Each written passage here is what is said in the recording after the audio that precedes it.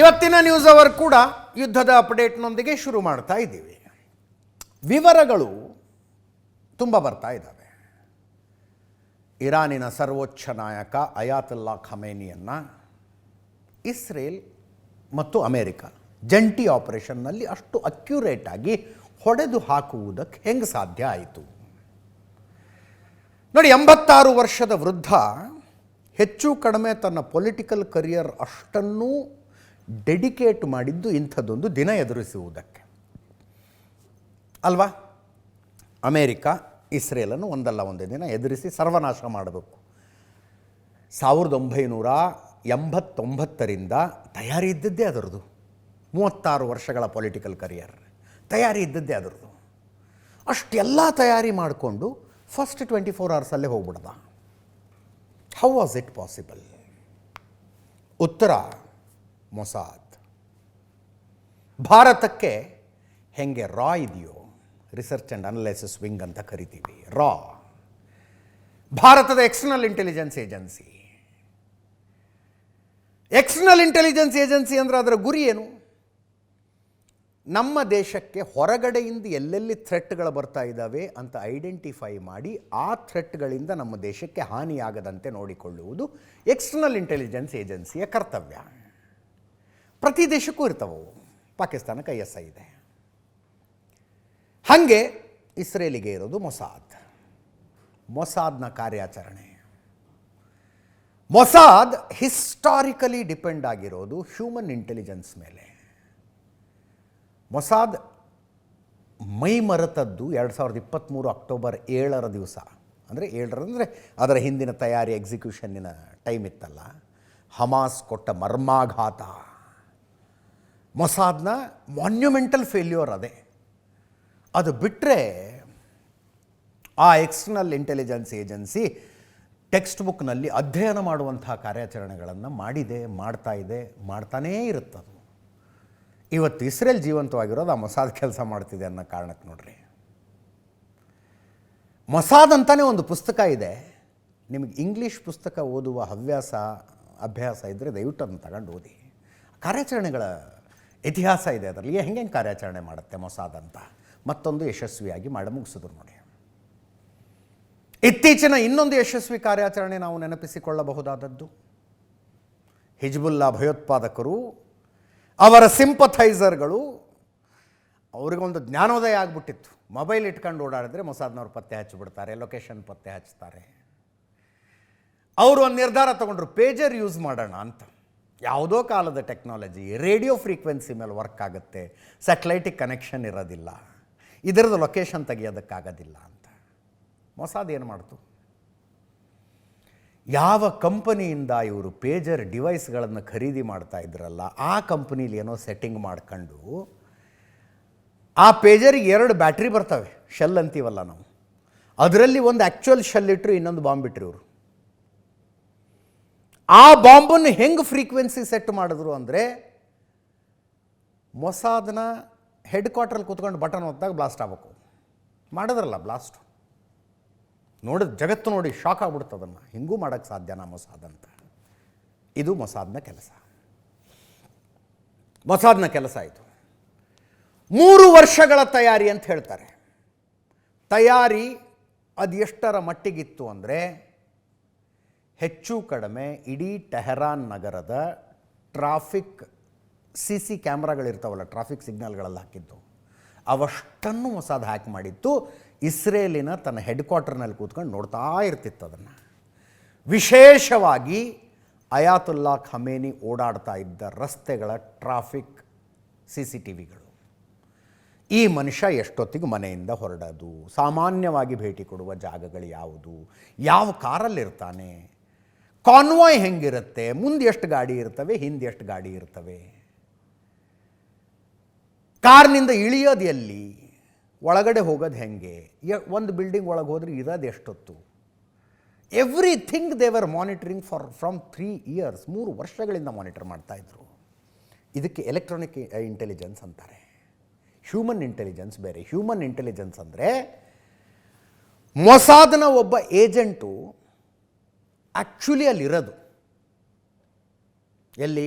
ಟೆಹರಾನ್ನಲ್ಲಿ. ಸಾಧ್ಯ ಆದಷ್ಟು ಅಯಾತುಲ್ಲಾ ಖಮೇನಿಯ ಹತ್ತಿರದ ಸರ್ಕಲ್ನಲ್ಲೇ ಇರೋದು. ಹತ್ತಿರದ ಸರ್ಕಲ್ನಲ್ಲೇ ಇರ್ತಾರೆ. ಗೊತ್ತೇ ಆಗೋದಿಲ್ಲ ಅವ್ರಿಗೆ ಇವನೊಬ್ಬ ಮೊಸಾದ್ಗೆ ಅರ್ಥಾತ್ ಇಸ್ರೇಲಿಗೆ ಮಾಹಿತಿ ಕೊಡ್ತಾ ಇದ್ದಾನೆ ಅಂತ. That is called human intelligence. ಅದನ್ನು ಬಹಳ ಚೆನ್ನಾಗಿ ಬೆಳೆಸ್ತಾರೆ ಅವರು, ಬಹಳ ಚೆನ್ನಾಗಿ ಬೆಳೆಸ್ತಾರೆ. ಈ ಸನ್ ಆಫ್ ಹಮಾಸ್ ಅನ್ನೋದೊಂದು ಪುಸ್ತಕ ನಾನೇ ಟ್ರಾನ್ಸ್ಲೇಟ್ ಮಾಡಿದ್ದೆ. What is son of Hamas? ಇಸ್ರೇಲಿನ ಸತ್ಯಾನಾಶದ ಕನಸು ಕಾಣ್ತಾ ಹೋರಾಡ್ತಾ ಇರುವಂಥದ್ದು ಭಯೋತ್ಪಾದಕ ಸಂಘಟನೆ ಹಮಾಸ್. ಆ ಹಮಾಸ್ನಿಗೆ 7 ಜನ ಸಂಸ್ಥಾಪಕರಿದ್ದಾರೆ. ಆ 7 ಜನ ಸಂಸ್ಥಾಪಕರ ಪೈಕಿ ಒಬ್ಬನ ಹಿರಿ ಮಗನನ್ನೇ ಇವರು ಬುಟ್ಟಿಗೆ ಹಾಕತಾರೆ. ಆತನನ್ನು ತಮ್ಮ ಮಾಹಿತಿದಾರನನ್ನಾಗಿ ಮಾಡ್ಕೋತಾರೆ. ಅಲ್ಲಿ ಹಮಾಸ್ ಒಳಗಿದ್ದ ಆತ ದೊಡ್ಡ ಲೀಡರ್ ಮಗ. ಅವನಿಗೆಲ್ಲ ಕಡೆ ಆಕ್ಸಸ್ ಇತ್ತು, ಎಲ್ಲ ಮಾಹಿತಿ ಬರ್ತಿತ್ತು ಅವನಿಗೆ. ಇವತ್ತು ಇಲ್ಲಿ ಬಾಂಬ್ ಬಿಡೋಕ್ಕೆ ಹೋಗ್ತಿದ್ದಾರೆ, ಇವತ್ತು ಇಲ್ಲಿ ಹೊಡೆಯೋಕ್ಕೆ ಹೋಗ್ತಿದ್ದಾರೆ, ಇದಕ್ಕೆ ತಯಾರಿ ಆಗ್ತಿದೆ. ಅವನು ಎಲ್ಲ ಅವ್ರ ಜೊತೆಗೆ ನಿಂತ್ಕೊಂಡು, ಭಯೋತ್ಪಾದಕರ ಜೊತೆಗೆ ನಿಂತ್ಕೊಂಡು ಈ ಇಸ್ರೇಲಿಗಳನ್ನು ಬಿಡಬಾರ್ದು ಅಂತ ಮಾತಾಡ್ತಿದ್ದ. ಹೊರಗೆ ಬಂದು ಇಸ್ರೇಲ್ನವ್ರಿಗೆ ಹೇಳ್ತಿದ್ದ, ಅವ್ನು ಇಂಥಲ್ಲಿ ಇಡಕ್ಕೆ ಹೋಗ್ತಿದ್ದಾರೆ ನೋಡಿ ಬಾಂಬು, ಇಂಥಲ್ಲಿ ತಗೊಂಡು ಹೋಗ್ತಿದ್ದಾರೆ ನೋಡಿ, ಇಲ್ಲಿ ಬಾಂಬ್ ಶೇಖರಣೆ ಮಾಡಿದ್ದಾರೆ, ನಿಮಗೆ ಇವನು ವಾಂಟೆಡ್ ಆಗಿದ್ದ ಅಲ್ವಾ, ಆ ಮನೇಲಿ ಬಚ್ಚಿಟ್ಕೊಂಡಿದ್ದಾನೆ ನೋಡಿ, ಹೇಳ್ತಾ ಬರ್ತಿದ್ದ ಅವನು. ಆ ಲೆವೆಲ್ಲಿಗೆ ಹ್ಯೂಮನ್ ಇಂಟೆಲಿಜೆನ್ಸ್ ಅನ್ನೋದನ್ನು ಬಳಸಿಕೊಳ್ಳುವ ಬೇಹುಗಾರಿಕಾ ಪಡೆ ಮೊಸಾದ್ ಇಲ್ಲಿ ಅಯಾತುಲ್ಲಾ ಖಮೇನಿ ಪಕ್ಕದಲ್ಲೂ ಕೂಡ ಜನರನ್ನು ಇಟ್ಕೊಂಡಿದ್ರು. ಕರೆಕ್ಟಾಗಿ ಗೊತ್ತಾಯ್ತು ಯಾವ ಬಿಲ್ಡಿಂಗ್ನಲ್ಲಿರೋದು ಅಂತ. 200 ಯುದ್ಧ ವಿಮಾನಗಳು ಇರಾನಿನ ಆಕಾಶದಲ್ಲಿ ಗಿರಿಕಿ ಹೊಡಿತಾ ಇದ್ವು. ಅದರಲ್ಲಿ ನೆಟ್ವರ್ಕ್ ಜಾಮಿಂಗ್ ಮಾಡುವ ಸ್ಪೆಷಾಲಿಟಿ ಇರುವುದೇ ಒಂದು ವಿಮಾನ ಇರುತ್ತೆ. ನೆಟ್ವರ್ಕ್ ಜಾಮ್ ಮಾಡುತ್ತದು. ಯಾವ ನೆಟ್ವರ್ಕನ್ನು ಜಾಮ್ ಮಾಡಿದರು? ಟೆಹರಾನ್ನಲ್ಲಿ ಬಾಂಬ್ ಅಲರ್ಟ್ ಕೊಡುವ ನೆಟ್ವರ್ಕನ್ನೇ ಜಾಮ್ ಮಾಡಿದ್ರು. ಅಂದರೆ ಡ್ರೋನ್ಗಳು ಬಂದಾಗ, ಮಿಸೈಲ್ಗಳು ಬಂದಾಗ, ಯುದ್ಧ ವಿಮಾನಗಳು ಬಂದಾಗ ಸೈರನ್ ಆಗಬೇಕಲ್ಲ, ಸೈರನ್ನೇ ಆಗಲಿಲ್ಲ ಅವತ್ತು. ಜಾಮ್ ಮಾಡಿಬಿಟ್ಟಿದ್ರು ಅದನ್ನವರು. ಲೆಸ್ ದೆನ್ 60 ಸೆಕೆಂಡ್ಸ್ 30 ಬಾಂಬ್ ಹಾಕಿದ್ರು. ಬಾಂಬ್ ಹಾಕುವುದಕ್ಕಿಂತ ಮುಂಚೆ ಹ್ಯೂಮನ್ ಇಂಟೆಲಿಜೆನ್ಸ್ ಮೂಲಕ ಅವರು ಖಚಿತಪಡಿಸಿಕೊಂಡಿದ್ದರು ಎಕ್ಸಾಕ್ಟ್ಲಾಗಿ ಅಯಾತುಲ್ಲಾ ಖಮೇನಿ ಕೂತ್ಕೊಂಡಿರೋ ಕಟ್ಟಡ ಯಾವುದು, ಯಾವ ಫ್ಲೋರು, ಯಾರ್ಯಾರಿದ್ದಾರೆ ಜೊತೆಗೆ, everything was confirmed.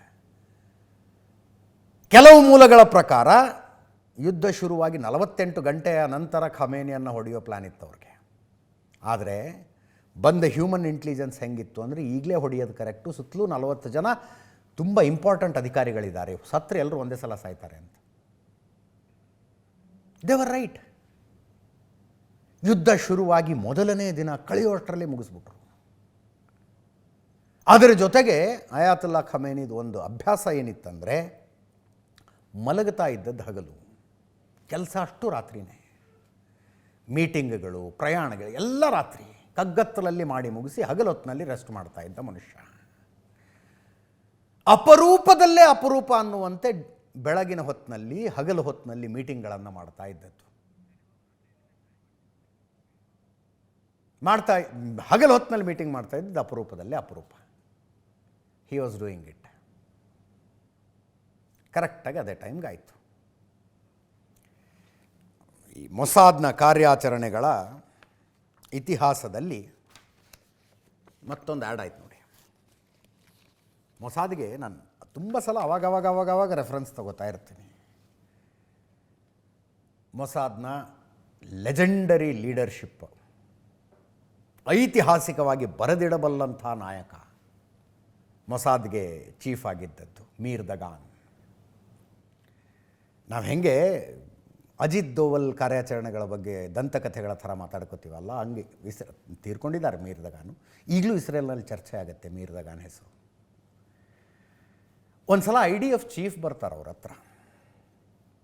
IDF chief ಬಂದಾಗ ಮೀರ್ ದಗಾನ್ ಕೇಳ್ತಾರೆ, ಏನು ಬೇಕು ನಿನಗೆ, ಏನು ಬೇಕು? ಅದರ ಅರ್ಥ ಅಂದರೆ ತುಂಬ ಅರ್ಥಗಳಿದಾವೆ ಅದಕ್ಕೆ.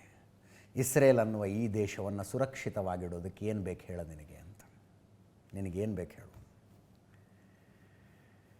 IDF ಚೀಫ್ ವಾಸ್ ತುಂಬ ಡಿಪ್ರೆಸ್ ಆಗಿರ್ತಾರೆ. IDF ಅಂದರೆ ಇಸ್ರೇಲಿ ಡಿಫೆನ್ಸ್ ಫೋರ್ಸ್. ಅವ್ರು ಹೇಳೋದು, ನನಗೆ ಬೇಕಾದದ್ದು ನಿಮಗೆ ಕೊಡೋಕ್ಕಾಗೋದಿಲ್ಲ ಬಿಡಿ,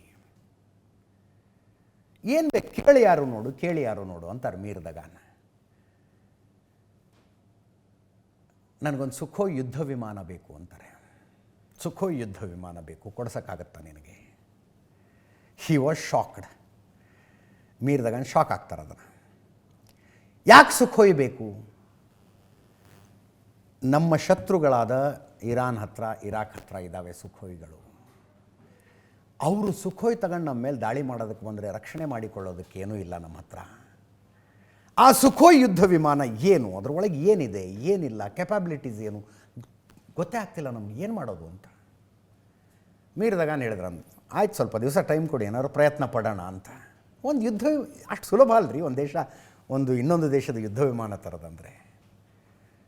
ಮೊಸಾದ್ ಲಿಟ್ರಲಿ ಹೈಜಾಕ್ ಮಾಡಿಸ್ತಾರೆ ಒಂದು ಯುದ್ಧ ವಿಮಾನವನ್ನು. ಪ್ರಪಂಚದ ಇತಿಹಾಸದಲ್ಲಿ ಅಂಥ ಇನ್ನೊಂದು ಘಟನೆ ನಡೆದಿರೋದಕ್ಕೆ ಸಾಧ್ಯನೇ ಇಲ್ಲ. ಇರಾಕ್ ಹತ್ರ ಇದ್ದಂಥ ಒಂದು ಸುಖೋಯನ್ನು ಹೈಜಾಕ್ ಮಾಡಿಸಿ ತಗೊಂಬರ್ತಾರೆ. ಅಂದರೆ ಆ ಏಜೆನ್ಸಿಯ ಗುರಿ ತಪ್ಪದಿಲ್ಲ ಅಂತ. ಇತ್ತೀಚೆಗೆ ಒಂದು ಟಿ ವಿ ಇಂಟರ್ವ್ಯೂನಲ್ಲಿ ಇರಾನಿನ ಮಾಜಿ ಅಧ್ಯಕ್ಷರೇ ಹೇಳಿಕೊಂಡಿದ್ದ ಮಾತು, 2021ರಲ್ಲಿ 4 ವರ್ಷಗಳ ಹಿಂದೆ ಇಸ್ರೇಲ್ ಇರಾನಿನ ತುಂಬ ಪ್ರಮುಖ ಸೇನಾಧಿಕಾರಿಗಳನ್ನು, ಮಿಲಿಟರಿ ಸೈಂಟಿಸ್ಟ್ಗಳನ್ನು, ಪರಮಾಣು ಸೈಂಟಿಸ್ಟ್ಗಳನ್ನು ಹೊಡೆದಾಕತ್ತೆ. 4 ವರ್ಷಗಳ ಹಿಂದೆ ಇರಾನ್ನಲ್ಲಿ, ಅಂದರೆ ಒಬ್ಬೊಬ್ಬರನ್ನ ಹೊಡಿತಾರೆ ಇವರು, ಗುರಿ ಇಟ್ಟಿಟ್ಟು ಹೊಡೆಯೋದು.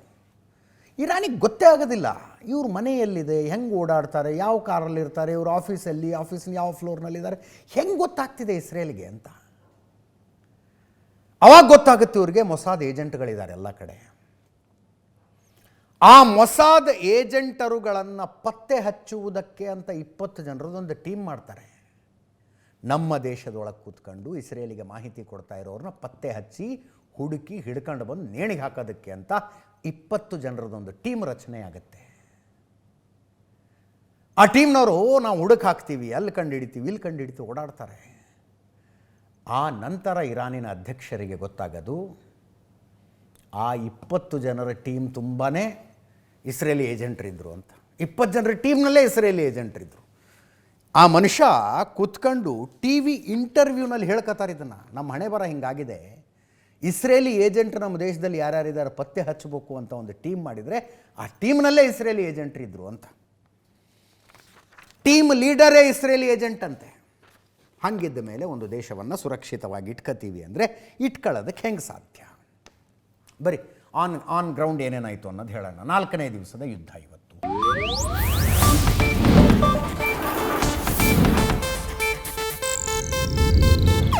ಇದು ಏಷ್ಯಾನೆಟ್ ನ್ಯೂಸ್ ನೆಟ್ವರ್ಕ್ ಪ್ರಸ್ತುತಿ.